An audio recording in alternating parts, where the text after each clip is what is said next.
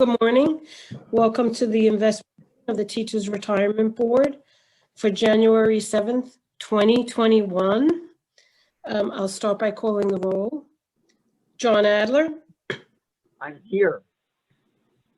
Can you hear me? Thomas Brown. Good morning, Yes. Patricia. I'm here. Good morning. Natalie Green Giles. Good morning. Happy New Year. I am here. Thank you. David Gazansky. Present. Russell Buckley. Here. Deborah Penny. Good morning, I'm here. And Susanna Vickers. Morning, here. So we have a quorum, and I'll turn it over to the chair. Hey, Happy New Year, everyone, and good morning. We're going to start with the Passport Funds November 2020 performance update. Robin or Mike, will you take it away, please? I will start, and I'm going to attempt to share my screen, so hopefully everyone can see that in a moment if they don't yet. And I'm sure it's not very legible, so folks feel free to follow along with the attachments you received. But I'll start at a very high level and speak to November. And again, this feels like a very long time ago at this point. But as you might recall, in general, the fourth quarter was quite a strong quarter for the markets in spite of everything that went on in the world. But November, with the election early in the month and coming to more of a resolution as it felt, at least at the time, toward the end of November, the markets did quite well that month, particularly in the US. And you can see here, just looking at the numbers for the month in the US, equity markets up 12%.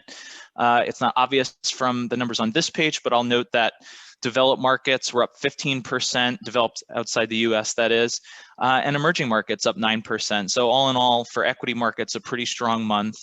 And we also saw across the funds quite strong absolute returns. And so that certainly shows up at the top of the page with the diversified equity fund for the month up 12.5%. That was enough to outpace both of the benchmarks that we're showing, and really what drove the strong results for the fund during the month. Again, absolute returns pretty much across the board, but some strong relative results for the active U.S. composite during the month, which helped. And again, international equities also up over 13%, certainly helped. The defensive was up about 9.4%. So again, not quite the beta we saw from the markets, but still quite positive nonetheless. And you can see again the longer term numbers here. Really, if you were not around for the last few months like me, and I was certainly watching the markets, but to see really the numbers that we're seeing here and what we're going to talk about in the next part of the discussion, looking back on 2020 as a whole and what the markets have done, it's pretty amazing to see the capital market returns, double digits, and in some cases quite high double digits, considering everything that went on in the world during 2020. And again, obviously that's showing up here on this page. Beyond the diversified equity fund, you can see the other passport funds with the balanced fund up about 4% during the month. The international equity fund I noted earlier, again, the strong market environment in markets abroad. So you can see there 13.5% return during the month of November for variable C. The sustainable equity fund, an 8.4% return. You'll recall that fund is a bit growthier than the funds, than relative to the other funds. And even though value did better during the month of November, still a pretty strong return for this fund, which again, as I noted, has that growthier bias. And a quite strong, that certainly shows up in the calendar year-to-date return there of over 33%. The U.S. Equity Index Fund up about 12.9%. And for the month, the International Equity Index Fund up about 13.3%. So I'll pause there and see if there's any questions. I know we're going to talk a little bit more about markets in the next part of the discussion.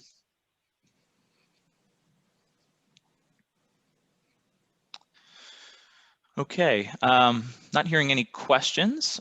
I am going to start the quick update on December returns for the markets, and I'll transition it over then to Robin, and she's going to speak to the 2020 market review part of that discussion. So again, December was another strong month, and folks should be able to see, there we go.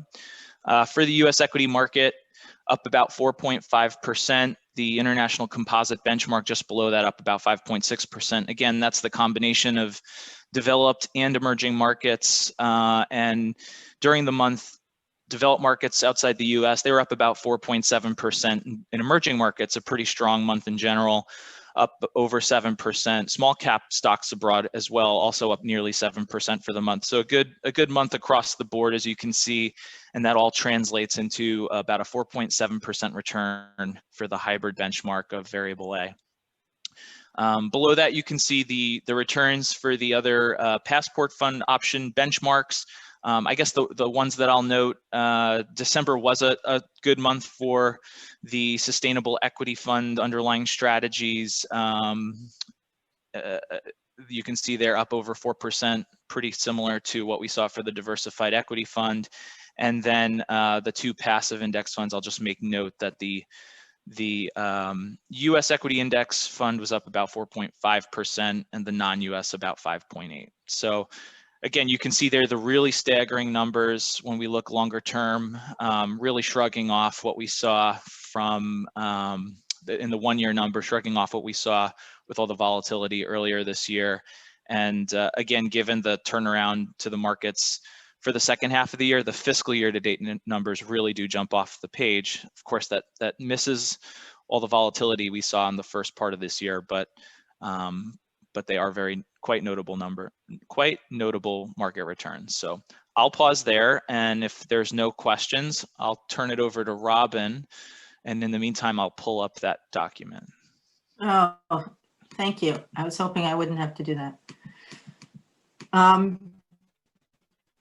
So we just thought that it made sense to take a quick look back at the markets in 2020. I'm just going to take a few minutes. We have a few slides, but just to provide a holistic view of the past 12 months. I think it makes sense, if the board agrees, in the February investment meeting to do a deeper dive, not necessarily on the history of 2020, but really looking forward and what are the events of 2020, what are those implications that we can see for 2021?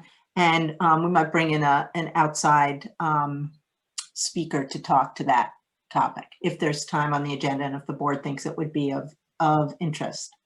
So on this first slide, some statements that I think will come as not newsworthy to the folks at the table who have been hearing this at all the investment meetings they've been going to in the SIM meetings. Just we started out with global pandemic leading to remarkable and rapid downdrafts in all global markets, but an equally rapid rebound, so that we saw most asset classes delivering positive returns. We've seen interest rates go to historic lows, and a continued and actually more accentuated outpacing by growth versus value. We talk a little bit about commodities in one of these slides, and we've seen a fairly significant decline in the US dollar versus other currencies. So if we can turn to the first slide. This is really a picture of the year. And what you can see here is the S&P 500 compared to two sectors, airlines, hotel, and separately hotels, restaurants, and leisure, to show that although the headline number, the S&P 500, has had a return of 18.4% over the year, there were sectors that obviously suffered from the lasting impact of the pandemic, notably anything related to hospitality and travel. There are also other sectors we could have highlighted, but we've highlighted those too. So although there were significant gains for investors in index funds during the year, for example, and in growth funds, for example, if you were holding significant allocations to specific sectors, the gains were much more modest, or you realize significant losses. We also show on this slide on the right-hand side the measurement of volatility in 2020. So we all felt it, we can all recall it, but you can see that the VIX, which is a measure of equity market volatility, reached the levels last seen in the global financial crisis 08-09, and then rapidly moved down to more normal levels of volatility, still higher than long-term averages, but much closer to those long-term averages. Can we move to the next slide? So the next slide shows total returns for different benchmarks. So this is just to reiterate the point that most asset classes generated positive returns during the year. We saw particularly strong returns for risk markets, equity markets, with a late year rally in emerging markets. In particular, the long bond sector. So you can see U.S. long duration treasuries had a return of almost 18%, and that's simply a reflection of the decline of interest rates to historic lows. So of course, there's a relationship between the very strong returns in equities and the very strong returns in long duration bonds. Both in some ways are a reflection of the fact that interest rates are at historic lows, the investors are searching for return. And so by developed economies moving interest rates down to historic lows, investors were moving rapidly into risk assets. And so you saw a tremendous return in equity markets globally. I note here the convertible return, which is really quite staggering. And I don't have a lot of insight into the specifics of the convertible market return. We will talk in more detail about that next month. But the good news is we have an allocation to convertibles within the defensive composite of variable A. And so that part of the program participated in this rally. Can we turn to the next slide? So the next slide, again, just cites what I've mentioned over and over, and which can be seen as a primary driver of all capital market returns, the action by central banks to lower interest rates to these historic lows and to negative levels in Europe and Japan.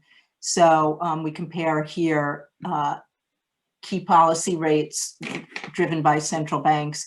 We compare year-end 2019 to November 2020, and you can see rates are lower and significantly lower across the globe. This is the same topic, which I think we emphasize a lot, because it really, when interest rates are close to zero, it drives investors into risk assets, into equity markets. So they aren't separate phenomenon. And I think it's important to understand that. So if we go down to the next slide, again, to emphasize a point that we'll talk about a little bit more, a little later when we talk about the US active equity composite within variable A. Everyone is familiar with the fact that the large tech stocks had tremendous returns. You can see here for 2020, the returns of Apple, Amazon, Microsoft, Facebook, Google. And quite dramatic returns compared to the rest of the market. You can also see the return of the Russell 1000 value versus the broad large cap market, the Russell 1000, and the Russell large cap growth stocks, the Russell 1000 growth. So again, it was a market driven by large cap growth stocks, particularly large tech stocks. And then we touch on commodities, although we don't have direct investment in commodities. These sectors drive some of the stock market sectors, particularly crude oil prices. So again, you know, one of the interesting things we saw in 2020 was the remarkable pace of downdrafts in equity markets and oil prices, and the remarkable pace of the move back up. So you can see for a very brief moment, we actually had negative oil prices because of storage issues. But you can see that many commodities market, particularly precious metals, actually had a pretty good year, particularly silver, and gold was up almost 25%. But you see that oil prices for the entire year were down about 20% or more. And then finally, we wanted to touch on the experience of the dollar. And you can see that the dollar for 2020 against a basket of foreign currencies, which are trade weighted, was down by about 7%. And we also note, again, this isn't an investment we hold currently in any of the teachers' portfolios, but you can see the dramatic rise in Bitcoin and potentially the Bitcoin becoming an institutionally appropriate investment. Maybe not today, but there's increased talk of that being something that institutions should consider. So I'm going to conclude my comments on the 2020 look back, and interested in any feedback, questions, and also any feedback on whether you'd like to have part of the February agenda focused on 2021 outlook.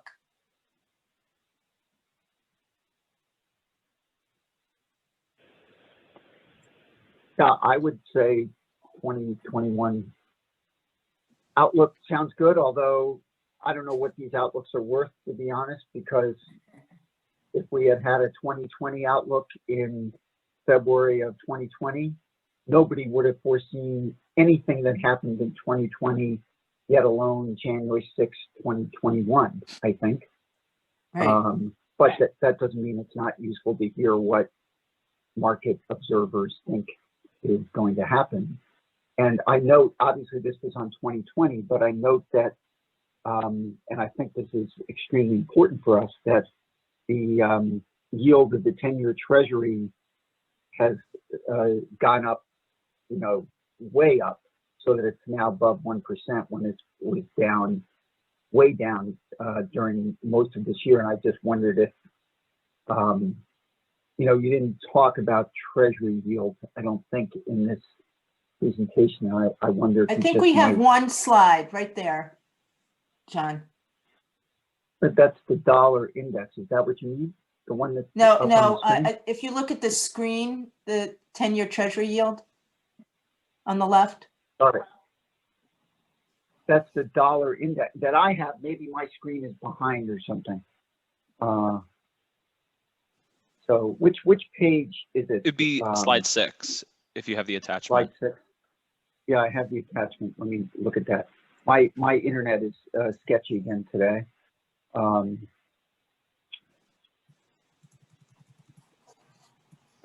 Okay. So you want to just comment on that? Right. So, and you can see at the very end of the of that graph on the left-hand side that while Treasury yields declined to about 50 basis points, so asymptotically close to zero, you can see that there's been a slight rebound, still very low. And there's a lot of different prognostications on how the pace of the rebound in in treasury yield at the 10-year marker across the curve. But the most observers don't see a significant rise in yields over the next several years. You'd have to have reflation, and the question is what would drive inflation rates to increase. So while there are still concerns about potential recession and economic growth, it seems likely to us that interest rates will be kept fairly low. Okay, thanks. Sure. And I know that BAM has, this is a topic that is actively researched and thought about within BAM, because of course they're managing the both the long and the intermediate duration programs within the pension fund. Any other feedback, questions?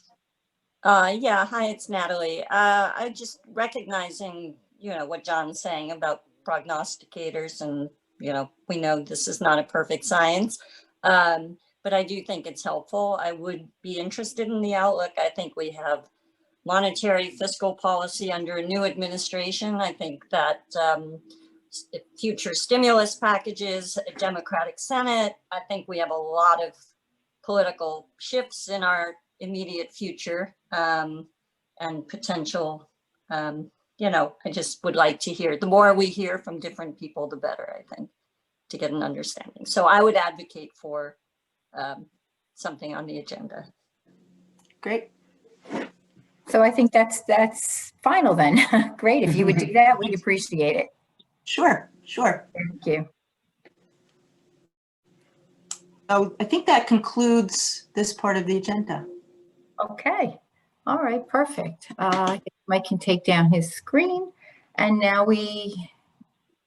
so funny when the screen is up there, I feel like I could take it down, but I can't. Do we have a motion? There we go. All right. Do we have a motion to go into executive session? So moved. Thank you, Mr. Brown. Do we have a second? Second. Thank you, Ms. Vickers.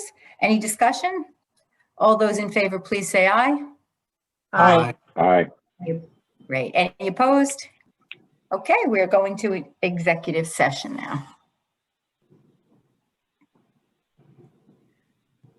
Okay, so only trustees and alternates are to stay, correct? Everyone else should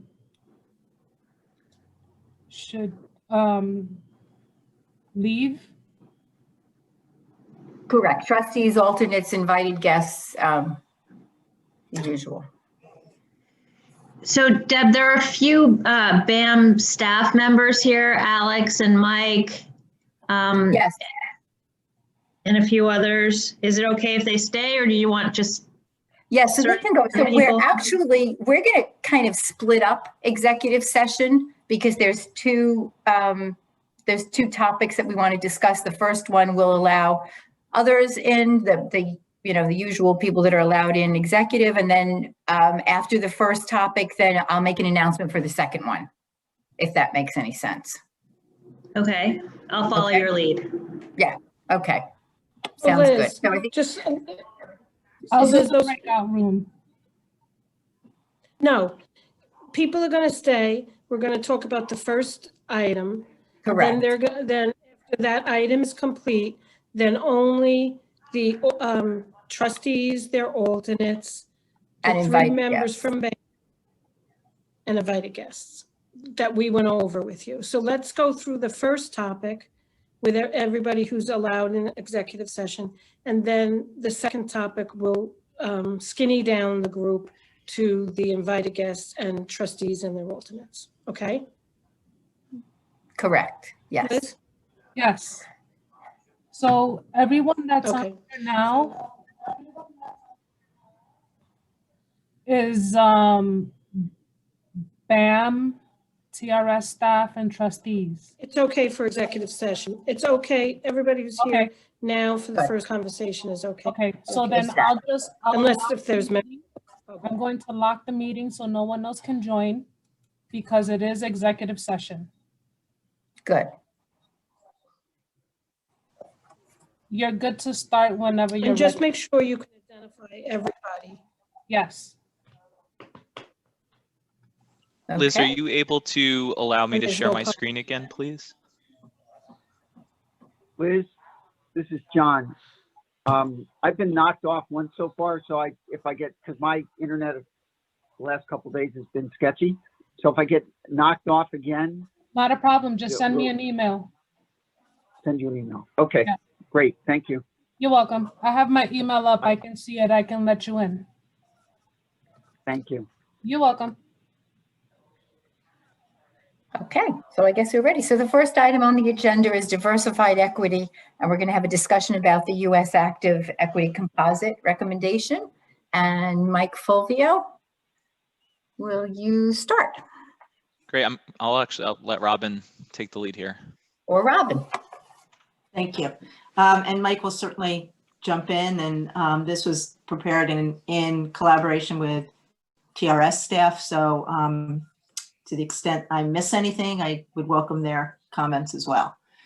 So on the introduction, we note that this is a topic that's been addressed in both the October and December 2020 investment meetings, as well as in previous years. So the discussion of the U.S.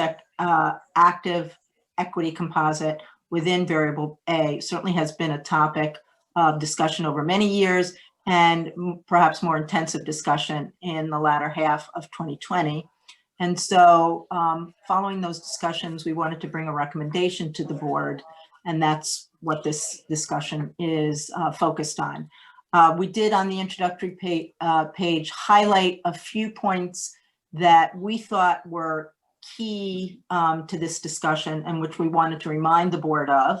The first is that, of course, there's the active U.S. composite within the Diversified Equity Fund has significantly underperformed the broad equity market over most multi-year time periods ending November 2020. And that's still true ending December. It's just that when we prepared this deck, we did not have December data for the composite. And this has been particularly true in the last 5 years, in which the composite has lagged the broad market by about 450 basis points on an average annual basis. We've also noted in prior conversations that there's been significant manager turnover over a long period of time. And over the past 5 years, particularly, there's been a modest value and smaller cap bias relative to the broad market benchmark.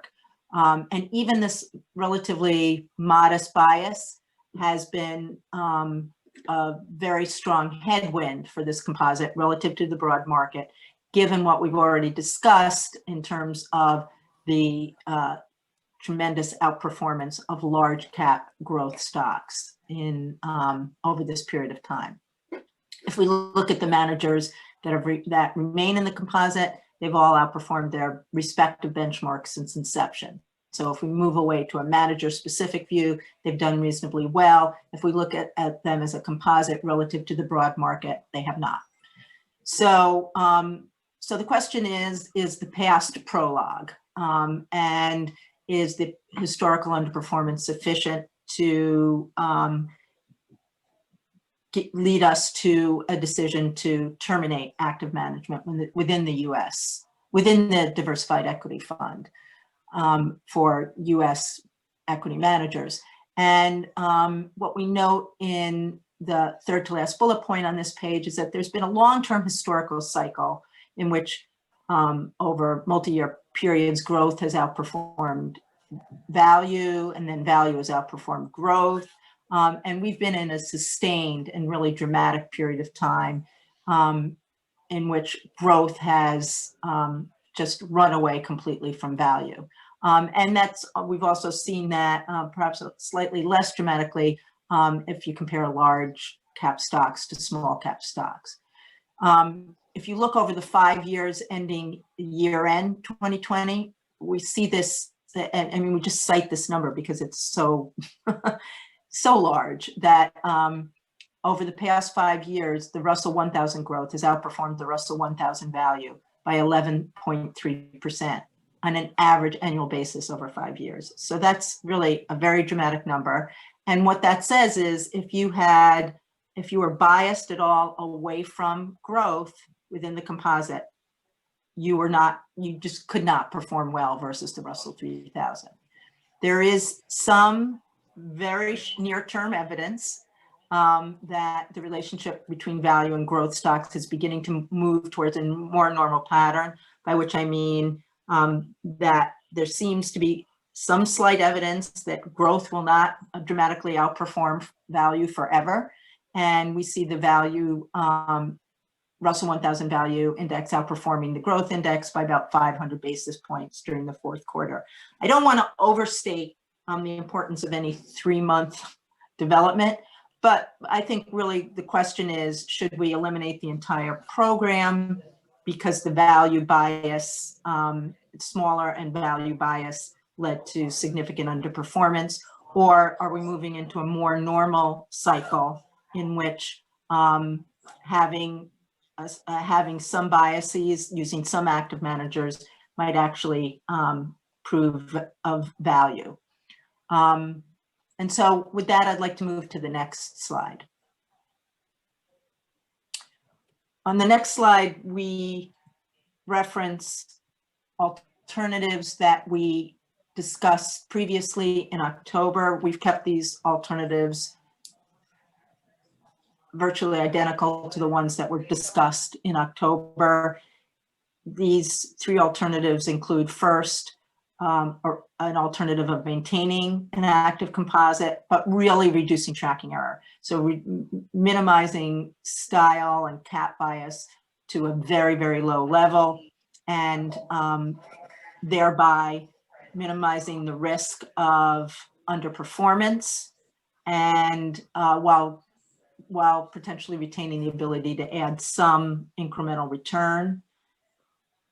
The second alternative is similar to the first alternative, but is different primarily in that it's not quite so focused on reducing tracking error to a lowest possible level. We may maintain some modest degree of tracking error, something like 200 to 300 basis points.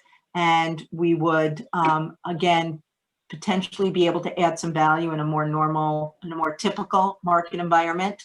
And we would avoid the necessity of terminating some managers, which have actually done very well versus their stated benchmark for the fund over time. And then finally, the third alternative is to eliminate this part of the diversified equity fund and focus exclusively on indexed investments in US equities within the diversified equity fund. Of course, this eliminates the possibility of underperformance aside from very modest tracking error versus the benchmark. It saves some time and effort and management fees for the staff and board. It eliminates the possibility of adding value. It makes, from active management, it makes the option more similar to the US equity index option, which is offered to members. And it also means that we have to eliminate managers who have added value, again, relative to their specific benchmarks over time. Could we turn to the next slide, Mike? So we've highlighted what we think are the key issues for the board to consider. We've also highlighted alternatives that we have discussed and debated extensively. And now we'd like to turn to our recommendation, and this is a joint recommendation with Rokutan and TRS staff. So we first want to go back to what the objective of the diversified equity fund is. And we state here that in our communication with members, we know that the objective of the diversified equity fund is to provide a rate of return comparable to the broad equity market. And we also note that this fund has been deliberately structured over time to provide a much more diverse exposure than the indexed options currently offered in the plan, to provide exposure to active and passive management, global equity markets, as well as strategies that are expected to provide some downside protection during periods of extreme market volatility. This was a very difficult debate and discussion, as evidenced by the fact that we've had multiple meetings with the board that have focused on this topic. And so I think that there are very valid competing and conflicting arguments for both maintaining or eliminating the active management composite in this fund. On balance, after considering the many relevant and reasonable arguments, we find the factors cited recommendation. First, we think we have some very good active managers inside the US equity composite. And we think that they, as I've noted before, have a record of long-term outperformance. And we'd like to be able to retain those managers in a way that allows them to generate incremental value for investors in this fund. We've stated perhaps ad nauseum that we think the underperformance of the composite versus the Russell 3000 appears to be primarily a reflection of this historically and unusually large outperformance of large cap growth stocks, particularly in the last 5 years. And finally, we think that there's a strong argument to differentiate the diversified equity fund. And one element from the other options offered in the plan, and one element of doing that is to continue including some portion of US active equity managers. So we collectively are recommending to the board that the fund continue to have an allocation to active US equity managers, which is essentially some combination of alternatives 1 and 2 from the preceding slide. We would suggest that the following guidelines be established around this active composite. We think the size of the allocation should continue to be a maximum of 15%. This isn't a target, and in fact, we are well below this target today, but there would be a maximum 15% allocated with no commitment or requirement to get to that maximum. We would want to reduce the tracking error of the active composite to be about 200 to 300 basis points relative to the Russell 3000 index. And we think that to really measure the effectiveness of this composite, we should be using a hybrid of manager benchmarks at target weight rather than the Russell 3000. But we would evaluate the impact of this composite on the total diversified fund on a regular basis through quarterly performance attribution. So in other words, we would be evaluating the performance of the managers within this composite as a composite against a hybrid benchmark of those managers. And then we would evaluate the impact of the composite on the total fund returns using an attribution analysis on a quarterly basis. We did want to take this moment to note that the total fund benchmarks for the diversified equity fund continue to be the hybrid benchmark and the Russell 3000. And this is a little bit separate from the discussion of the US active equity composite, but it goes back to the fact that we have a significant allocation to non-US equities within this fund. And the fund is far more diversified than the Russell 3000 because it's really has a very global nature to the fund. So we recommend that we focus on the hybrid benchmark and that we not use the Russell 3000. We might want to use a combination of the Russell 3000 and the ACWI ex-US as a benchmark, sort of an 80-20 benchmark, but using the Russell 3000 as a standalone benchmark, we think is slightly misleading given the growth of the international equity composite within this fund over time. So with that, I'll conclude my remarks. We've included a lot of information in the appendix. Though that information was gleaned from presentations provided in the fourth quarter to the board. So this is data you've seen before, but we thought it was might still be useful for this conversation. So I don't know if Mike or Susan have anything to add to my comments. Nope. Okay, so we want to definitely, go ahead. I'm sorry, Susan. All I said is not yet. Okay, so we want to thank Rokitan and TRS staff for this presentation. And this has been, you know, we continue to talk about active versus indexed. Thank you for the recommendation. It seems to be what our members would want. So the variable was, you know, members who are invariable because they like that little bit of change. If they wanted all indexed, they would be in a different passport fund. So it certainly seems to be in line with what the members who chose variable A would want. Just to ask a quick question. So the maximum is 15%. What do we have now?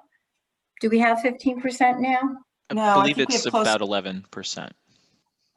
Okay.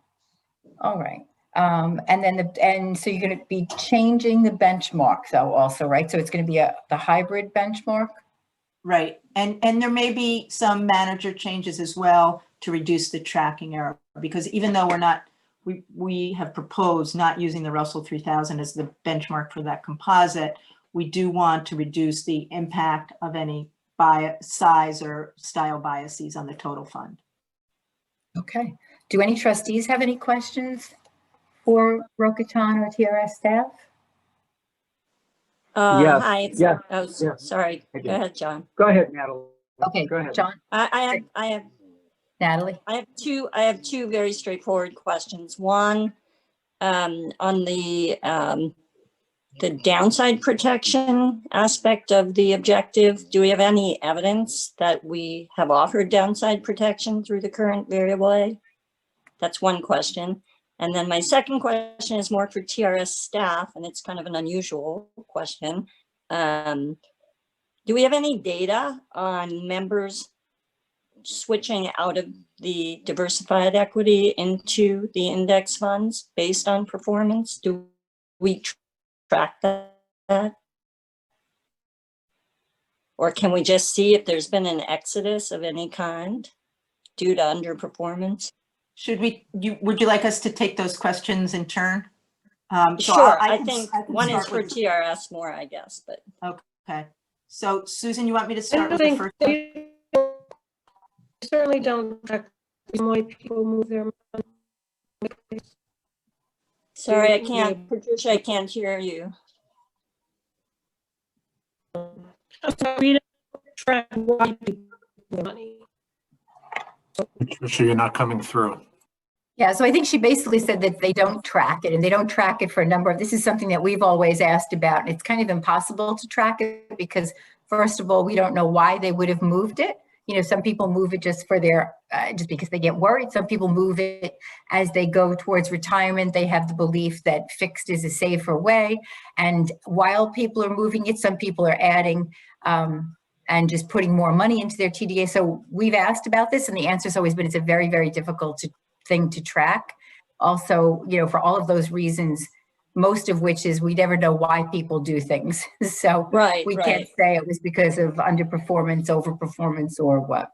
Right, and I appreciate that, and you can't attribute, but you could see in absolute terms, you can see a trend if, you know, in 5 years ago, there was less movement versus the current 5-year period. Well, but we also have new funds, new passport funds that we started, and we closed up funds. So I think, so go ahead, Susan, you could speak best to this. Yes, we can't say why people did what they did. I mean, I think the thing that we can say is however big, and I was trying to pull things up because I got two things going, like, you know, that the new index funds are new. They just came in at the beginning. I guess it's a year now. I guess that's not so new. We know how much money has moved into them because they were only available starting in. So in a year, however big they've gotten, which I can't see. I can tell you, Susan. Yeah, So, okay. so at the end of November, the equity index, US equity index fund was 32 million, and the international equity index fund was 4.5 million. Yeah, so And they've been, very so they're modest. small, but it's been a slow, steady increase in uptake. Why? Yeah, that's what I can tell you. And Natalie, one thing I know that, does affect it is that you can only change it every quarter. And that decision to change your investments every quarter has to be in a month before that quarter. So people may be making decisions today about investments that actually won't go through for 3 or 4 months in some cases. So it kind of makes it hard to really pinpoint when they want to change their minds. Right. I know. I totally appreciate that. I just thought there's probably broader trends and, general assumptions that might be, or not assumptions, but interpretations that could be drawn. Yeah. And listen, God bless our members. They also, when we close funds and tell them that they have to move them out into other things, completely ignore us and leave the money in there as well until we have to kick them out. So, yeah. Kick them out into their guaranteed 8.25 ain't so bad these days, but okay. Our members 7% for our members. Our members have Or 7%. Yeah, you know what I get it. Okay, John, did you have? Yeah, I had a.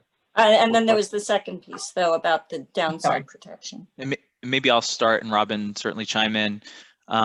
On the fund as a whole, as it relates to downside protection, I think we try to get downside protection in 2 ways, as everyone will recall. Not only the diversification of the fund, so the allocation to defensive, but also, I think where you were going, Natalie, with just active managers. Of course, if you're buying an active manager, the hope would be that they are certainly making decisions that look to mitigate, down market performance. So as it relates to the overall structure, I'll say at a very high level, and this is only a recent data point, but in the first quarter of this year, for example, the defensive composite was down only about 80% of the down market return that we saw for the Russell 3. So we did get a little bit of that. I think where the first quarter was more disappointing, though, was on the active management downside protection. And so that was certainly something that we didn't see in the first quarter. And when we looked at it at the time, what we saw, unfortunately, this time around was with value essentially leading the sell-off.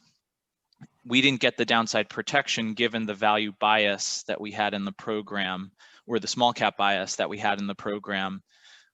So we didn't get that active manager downside protection in the first part of this year.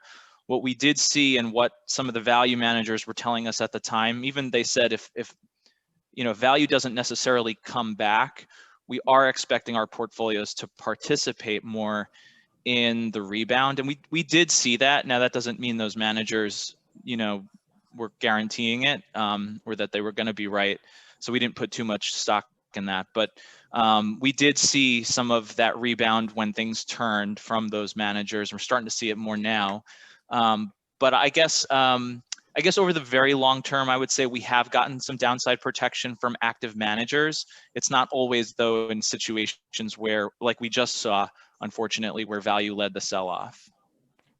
And I would just follow that up by saying, when we included the comment about strategies which are expected to provide downside protection, we were really referring to the defensive composite. So active managers, as Mike referenced, have a mixed record of protecting on the downside. And I would not invest in active management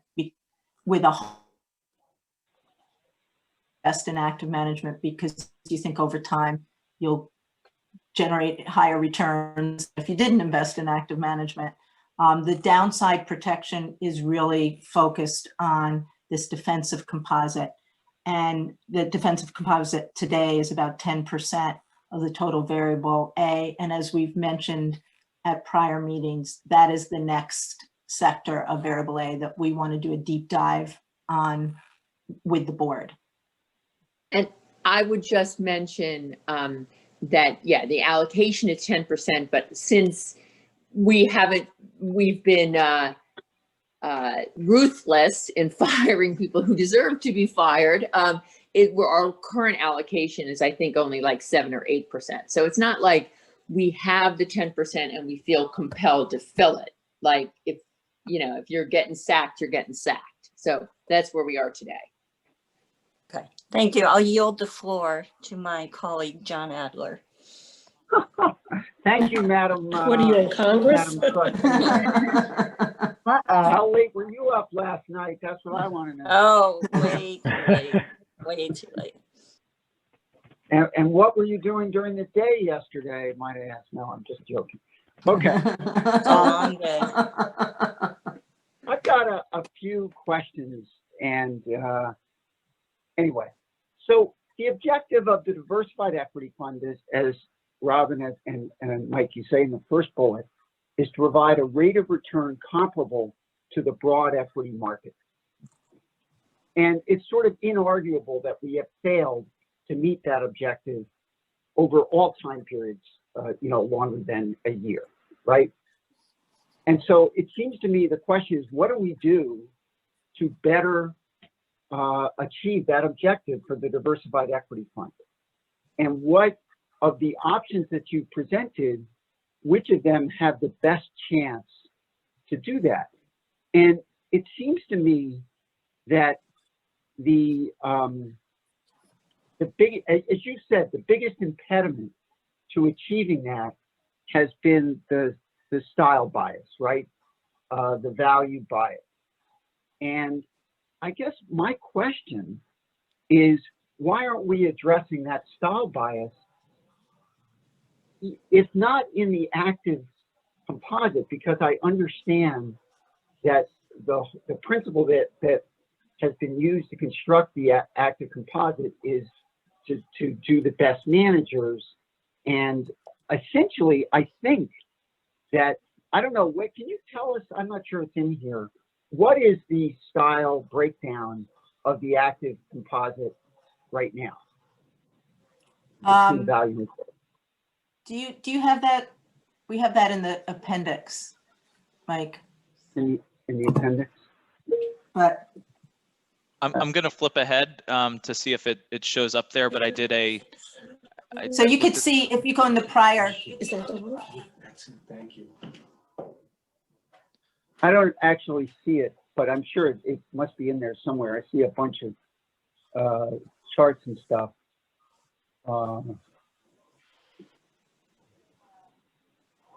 But this might be the manager level. Yeah. On slide 25. So John, I ran some numbers yesterday because we were looking at, at a high level, what it might take to move the composite style a little bit closer to target. So I have some back of the envelope numbers here. But if you're just basing the calculation of value versus growth on the beta of each manager, the benchmark exposure, you're at about 80% value, 20% growth today. Right. Okay. I saw there's only one value manager but I know we have I think it's New South, which is all cap. So I don't know what the value, I guess that's in here. It's got a slight growth, only a slight growth. Anyway, whatever. My point is that if we're trying to generate a return comparable to the broad equity index, should we be taking a bet like that, a value bet? And obviously it hasn't paid off over the last 5 years. We know that. But I feel like if our objective is to provide broad equity exposure, shouldn't we be cap and style neutral?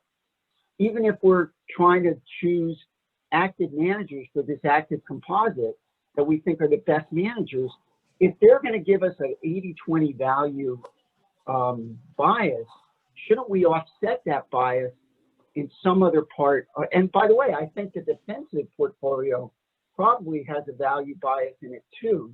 Typically, defensive does, but I don't know that for a fact. But given that we have this overall value bias, and I don't think that's what the members think the objective is of the diversified A, shouldn't we then be offsetting that bias somewhere else in the portfolio? So John, I'm sorry. Yes. Were you No, finished? I didn't mean to interrupt. I agree with everything you've said. And our goal, which is implied in the bullet point on this page on the slide which is on your screen, which says managing the tracking. Oh, you can't see the screen, but we've, yeah, okay, if you tell me what slide? It's the recommendation slide. So the last page, in the bottom half under the therefore bullet point, we say managing the tracking error of the active composite to be 200 to 300 basis points relative to the Russell 3000. Right now, our tracking error, because of the way that we've had some manager turnover and we haven't added growth managers, our tracking error is probably double that. And so what we want to do is reduce that tracking error. And there are two ways to do it. We can eliminate managers and we can add managers. We could also do what the pension fund has done, which is to break up the Russell 3000 mandate into subcomponents, which seems overly complex for the variable A fund. So John, I don't know if you're speaking, but we can't hear you. You can't hear me now? Now I can. Now I can. Okay, sorry. No, I wasn't speaking. I was listening. Okay.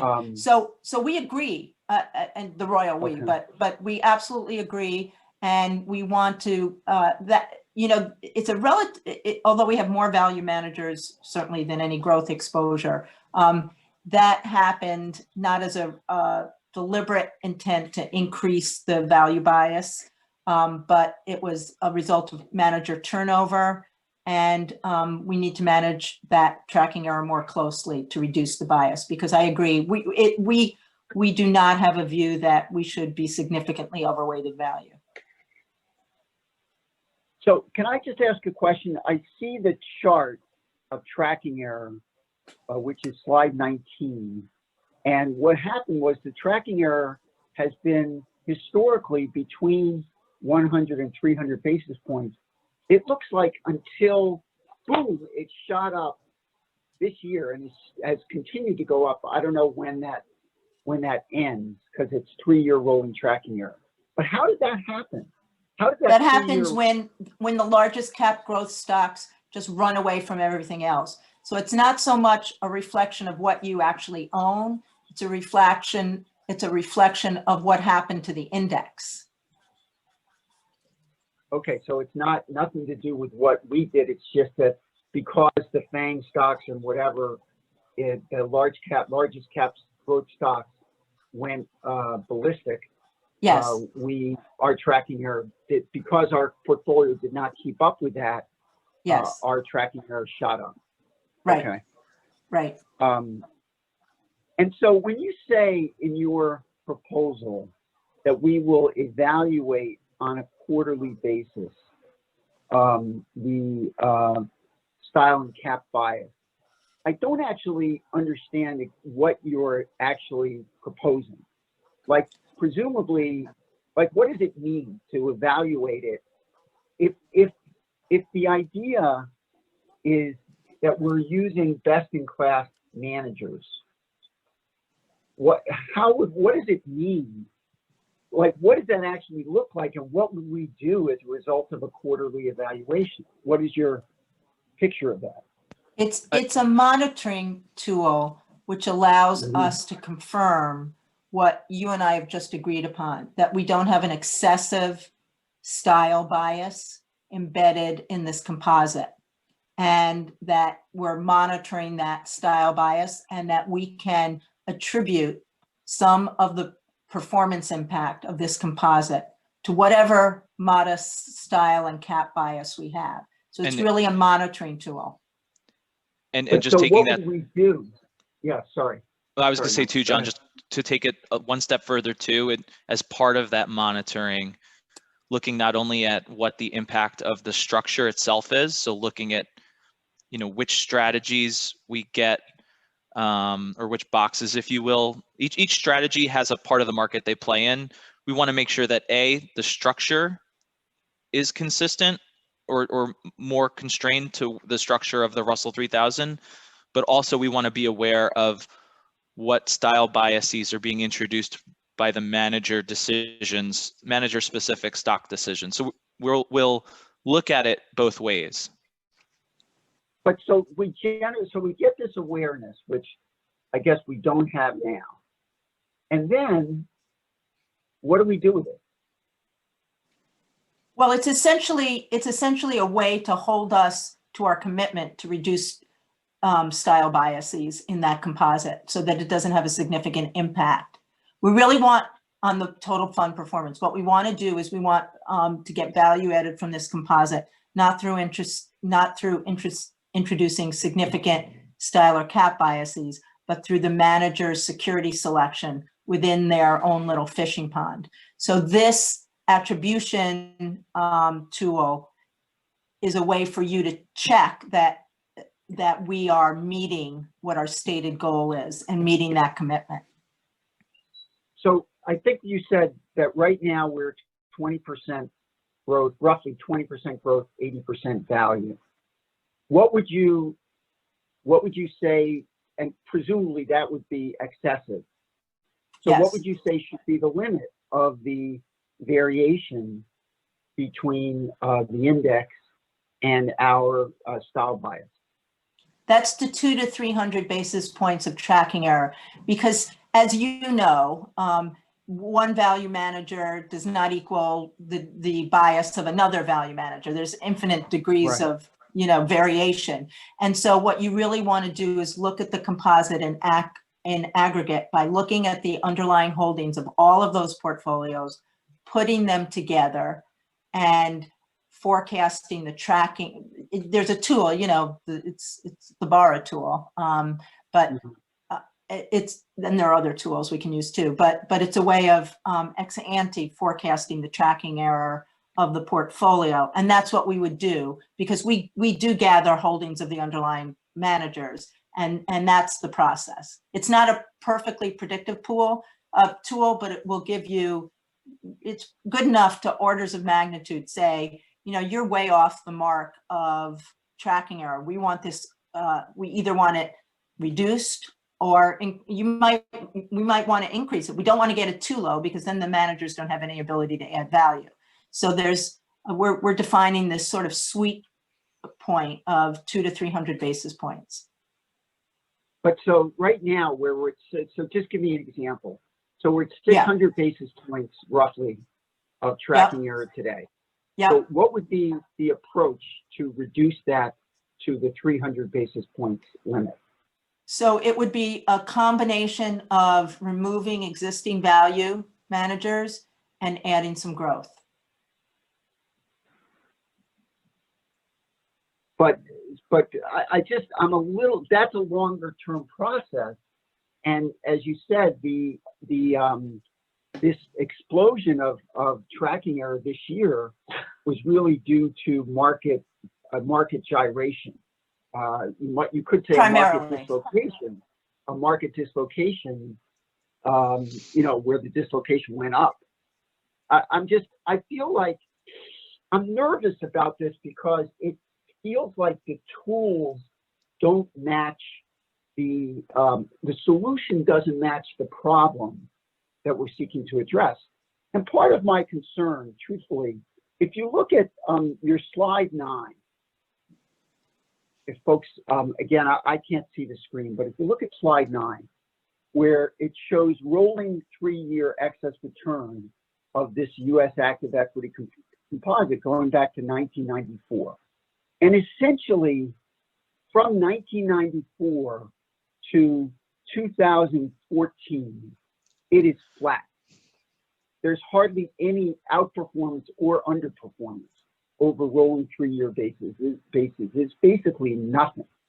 And then since 2014, it goes down consistently negative, which again, I understand you're attributing to the difference between growth and value performance and the fact that we had this value bias. But going back before that, there's hardly any outperformance, and it makes me wonder whether it's worth it. And the 2014 also corresponds, according to the list of alternatives, to what we had prior. It says prior to 2014, we were cap and style neutral to the Russell 3000 index. And then starting in 2014, apparently, we took more tracking error risk, and that's when the underperformance started. So I'm just, honestly, given the objective of the fund, I'm wondering whether option one is a better option and keep it more style neutral, or whether we do the, I don't know. I'm just, I am not comfortable, truthfully, with the recommendation.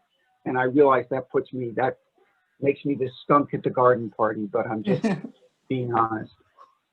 Well, I would say two things, John, and you've raised some very good points and valid points.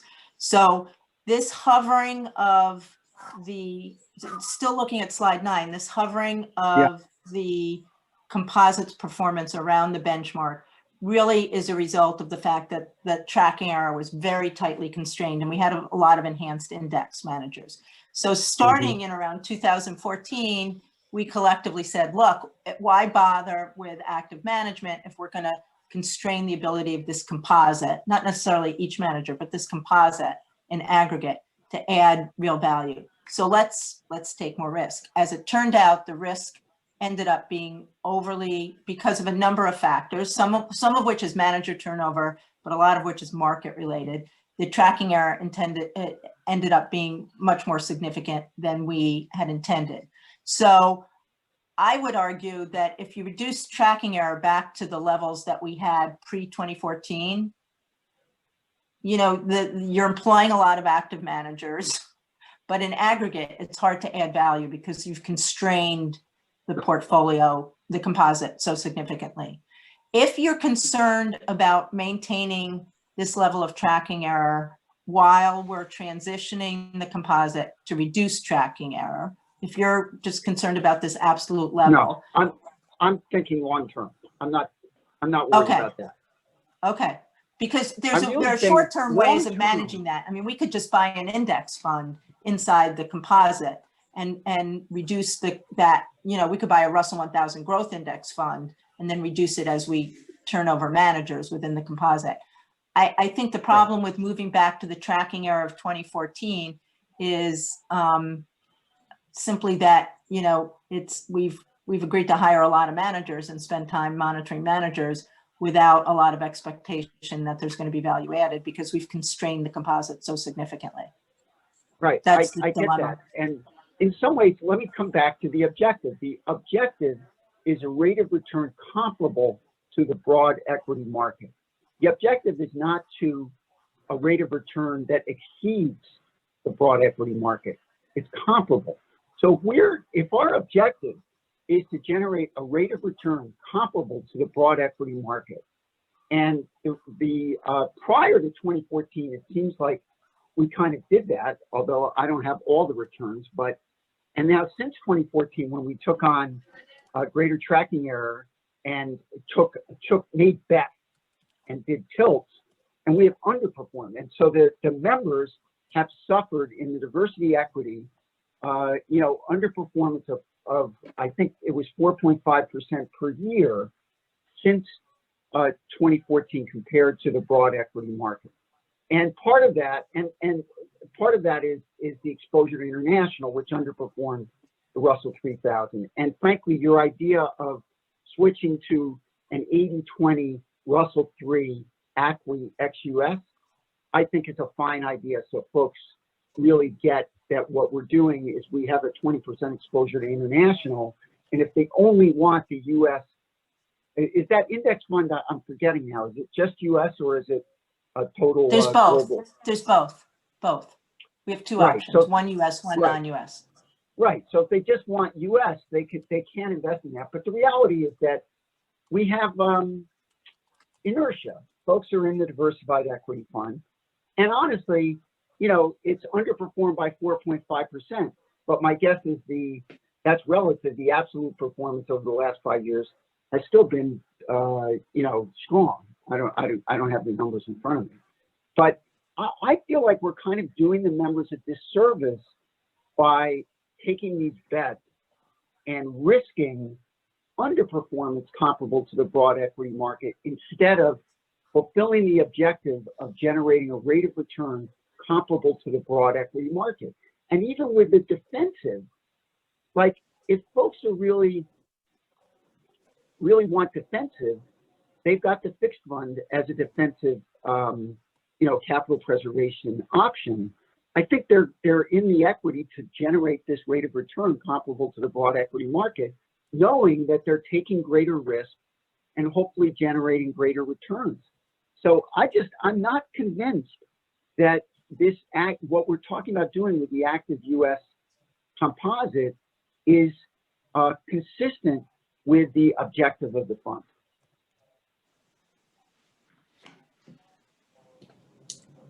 Okay. All right. Thank you, Mr. Adler. Are there any other trustees that have any questions for Rokatan or TRS staff? Okay, then we're ready to move forward. Do we have consensus that we go along with Rokatan and TRS's recommendation? No. Yes. No, I am not in agreement. Okay, Mr. Adler, well noted. Mr. Adler is not. Do I have agreement with everyone else, all the other Yes. trustees? Yes. Okay, thank you. Thank you. Yes. I think I need just a little bit more time. Okay, so I'm not sure. Susanna, do we have agreement? I mean, I'm pretty much in agreement, but I think if Natalie and John need a little bit more time, will you be able to come to a resolution at some point? Do you need more time? So we need the 3 teacher trustees and someone from the city or the controller's office, right? So if it's up to you, Mr. Adler is no, Natalie wants more time. We've had 3 discussions about this. We have not. This is our first discussion, Deb. We've had This is the first presentations. I've had a chance to digest this. All right, so. I mean, we've had presentations Susanna, by. right. All right, so Susanna, I'm going to ask you, what do you want to do? I'm prepared to support Rokatan and TRS's recommendation. Thank you. Okay, but I'm All right. a little bit flummoxed here. Yep, so I'm a let me little ask, flummoxed so Robin and Susan and TRS, is there anything else that you could, so John asked a lot of questions. Is there anything else that you can provide him with, or do you want to have another discussion? You know, do you feel that you have more information to give him that will be helpful? I'd have to think about that. I understand exactly, I believe I understand John's argument, and he's clearly stated a preference for alternative 1 versus alternative 2, because I don't want to speak for John, but I understand he's trading off the risk of underperformance for the probability of for lower tracking errors, so that the opportunity for outperformance is also reduced. He's just trying to reduce the range of returns around the Russell 3000. So I don't know what additional information I can provide. I'm happy to provide anything that anyone wants. Nothing occurs to me at the moment. Yeah, and I would just say, like, I've been listening to the whole conversation too, and I think the point was made in one of the prior presentations or whatever. It's just that because of the concentration in the indexes in these extremely high performing, big tech stocks, there is this perception that the index equals, sorry, somebody, I just got to pop up. The index is equivalent to being risk-free. It's not risk-free because of the concentration. So I would just point that out, and that the cycles of, when growth and when value outperform versus underperform are very long and very hard to predict. And if you go back over, and when international, which has done okay, but like the US market's done so great, like it's just very hard to predict those. So I would just say, if everyone's going to one side of the ship, having some part of your money in the other part of the ship where people are, going isn't such a bad idea. And then I will put myself back on mute where I usually belong. Okay, thank you. All right, well, so Ms. Vickers has indicated that she wants to move forward. And so we have the 3 teacher trustees, so that we do have consensus. So we'll move No, forward. I'm sorry, and- that's not, Deb, I just want to object. You have a Yep. majority, but you don't have consensus. Consensus is where everybody agrees. So let me ask Valerie. So Valerie's there somewhere. So Valerie, what do we need in order to move forward? You mean my understanding? Consensus has typically meant the majority of trustees support. John, my understanding is the same, that Yeah. consensus is when we have consensus to move forward, that you have the majority, and the consensus means we have the consensus to move forward. It doesn't mean that it's unanimous. Unanimous. Okay, so we have Russell said yes. We have the 3 teacher trustees is 4, and we have Susanna is 5. And then we I have. want to be clear, five. I did not say yes. I don't think I cast a vote at all. Oh, I'm sorry. I thought you did say yes. Oh, I'm sorry. Okay. No, that's okay. All right. So we have, so then I'm going to ask you, Russell, do you say yes to move forward or no? No, I would like a little more time to think about this as well. But it seems that we will not be. Okay. So then we have 4 to move forward and 3 not to move forward. Is there anything else that we want to say about it? Well, Okay. I just have another question, which is about the benchmark. It's, I really object to also that this was about the active U.S. equity. Then there's a recommendation about removing the Russell 3000 index as a benchmark for the whole fund. Is that part of this recommendation that is going forward, that you're going forward with today? So that was all part of your recommendation, Robin and Susan, correct? That was all in there? Yes, it Yes. was. Okay.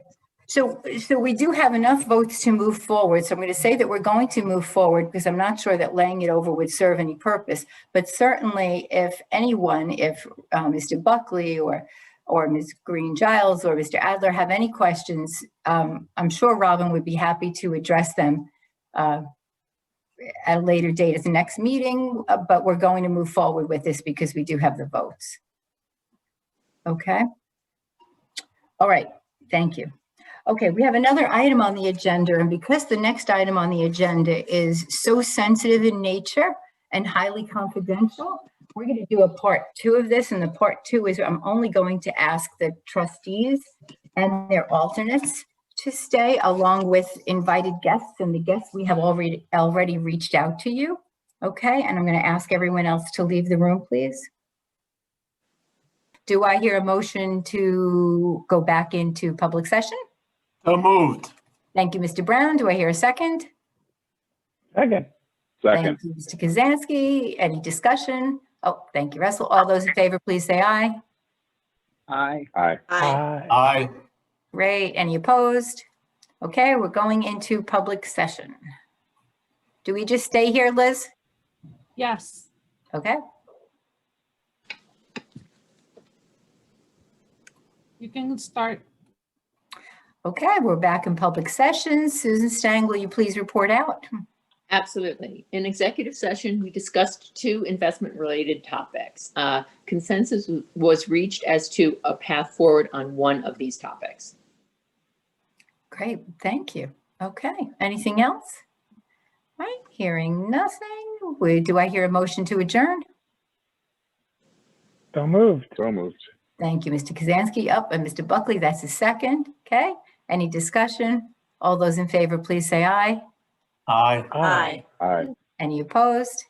Okay, we stand adjourned. Happy New Year to everyone. A Yeah, great happy job, and a Deb. healthy. Woo. Great All right. job, everybody. Thank you. Good Great one. job, Debbie. Yes, Thank you, Jimmy.